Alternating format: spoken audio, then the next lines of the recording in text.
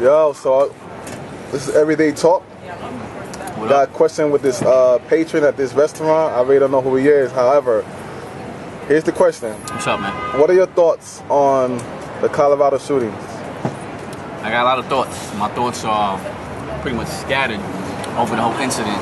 But to be honest with you, what happened in Colorado is sad, it's depressing, but it's something that is reoccurring, and it's something that you're not shocked by when you hear about it anymore.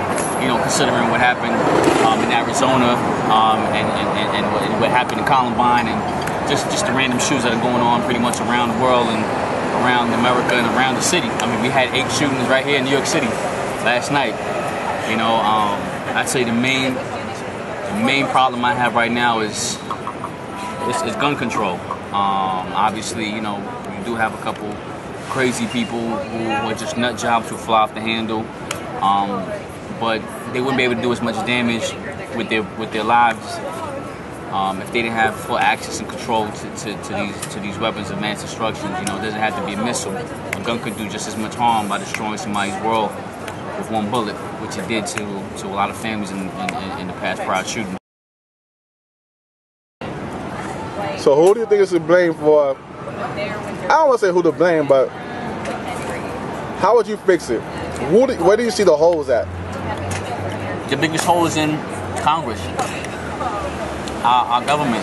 They're the ones that can enforce some real regulations and put forth some real mandates to put some real controls on, you know, maybe even just the way they go about selling these guns due to the background checks. Right now, how many documentaries have I seen? How many people do we know already who have caused mass murderers because they just went in and were able to purchase a gun with maybe a copy of their, you know, their driver's license from that state, not even the actual ID. Well, you know, if I was a serial bank robber and I went to, let's say, Tennessee to a gun show, there's no background check.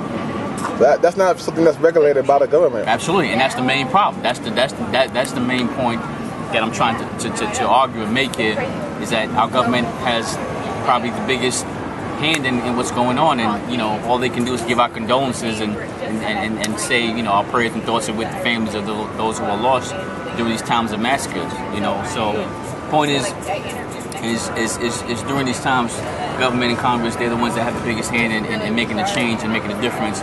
But you know, even during the time when it's election season, you definitely won't even see anything close to that of the sort. You'll just get some thoughts and prayers from the president or those running for it. So it seems like there's little sympathy. We even had a governor that was shot in Arizona shootings just last year, and there still has been, you know, nothing uprooted as far as in terms of a new bill or some kind of a new mandate message, or some type of growth. Yeah, exactly. Nothing of the sort. So it goes to show you how much control the NRA actually has of our own government because of you know, the influence they have financially. You know, when you can fund a campaign and have unlimited amounts that you can contribute, it's pretty much gonna determine the course of action of what's going to be, you know, taking place moving forward with mandates and new laws, and we're not going to see any of that. All right, thanks, man. No problem. All right.